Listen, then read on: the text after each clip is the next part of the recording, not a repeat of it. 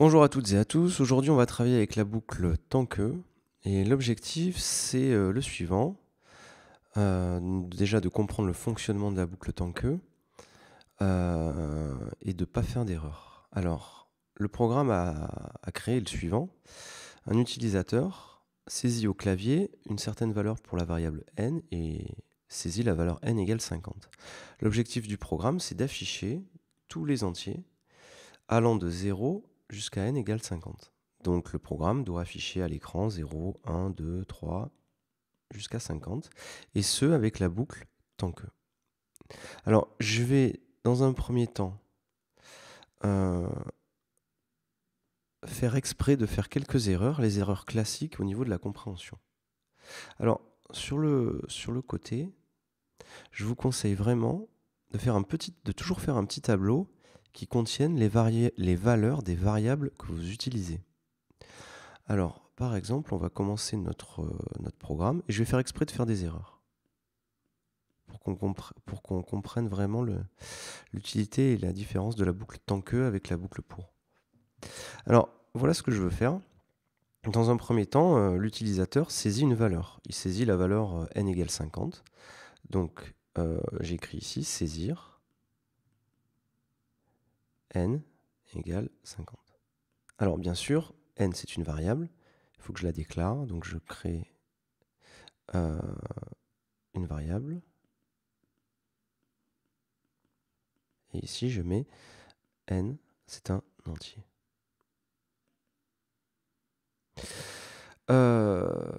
Maintenant, ce que j'ai envie de faire, c'est d'utiliser la boucle tant que pour afficher tous mes entiers de 1 à 50.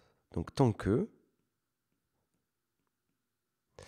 Et donc ici, j'ai saisi la valeur de n, et n vaut 50, rien d'autre.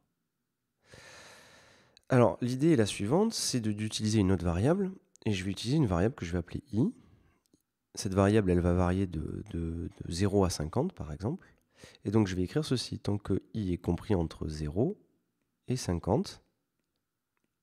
Et je me dis, ben, je vais afficher i. C'est les premières erreurs que font les élèves.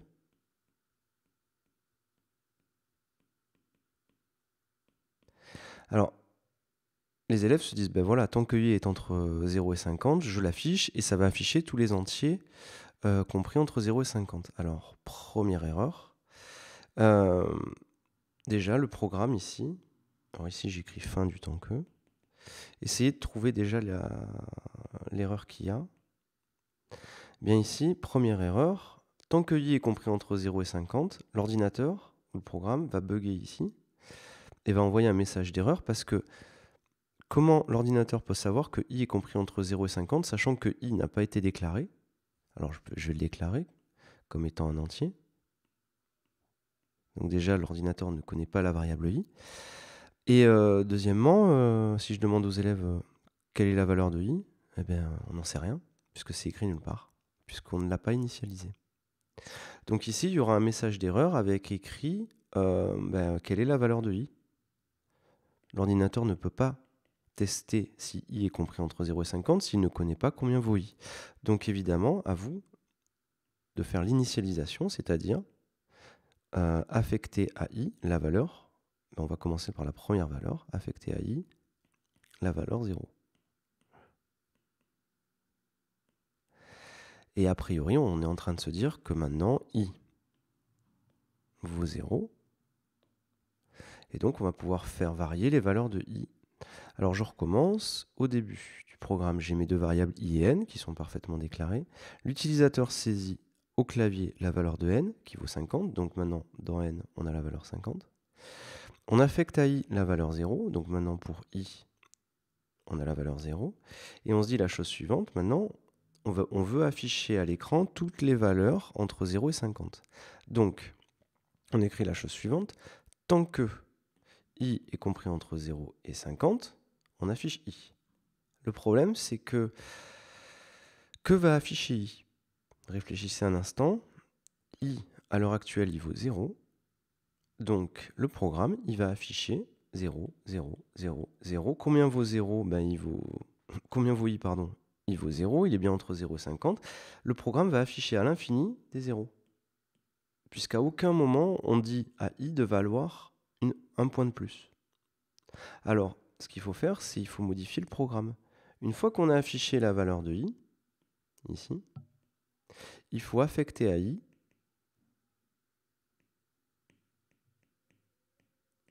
la valeur i plus 1. C'est-à-dire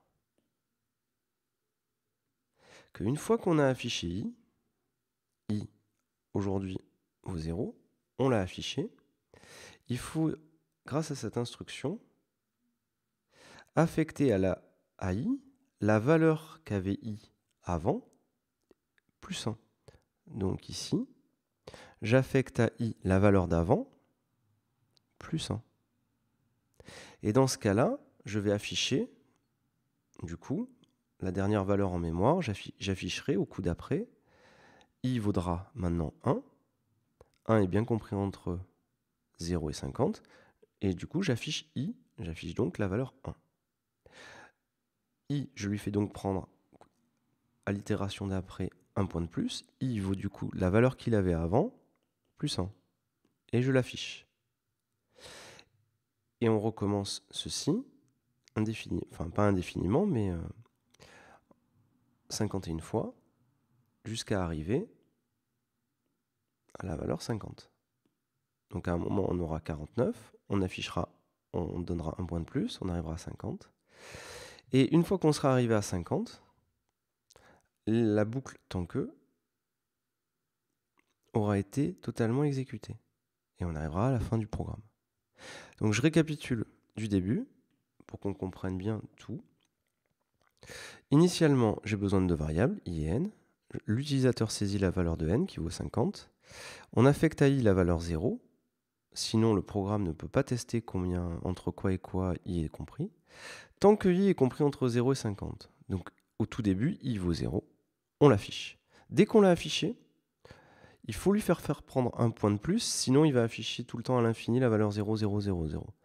Donc, dès qu'on a affiché i et que i valait 0, on lui fait prendre un point de plus et on affecte à i la valeur i plus 1. C'est-à-dire, on affecte à i, il faut juste comprendre, j'affecte à i la valeur que i avait avant, et on lui donne un point de plus. C'est la même chose que quel est votre âge, quel est l'âge que vous aurez à votre anniversaire.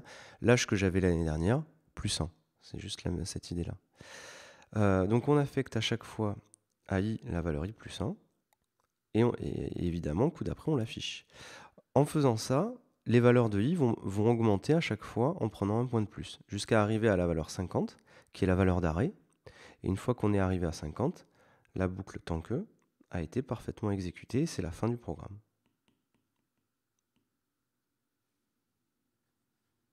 Essayez de programmer cela et vous comprendrez totalement la différence entre la boucle pour et la boucle tant que.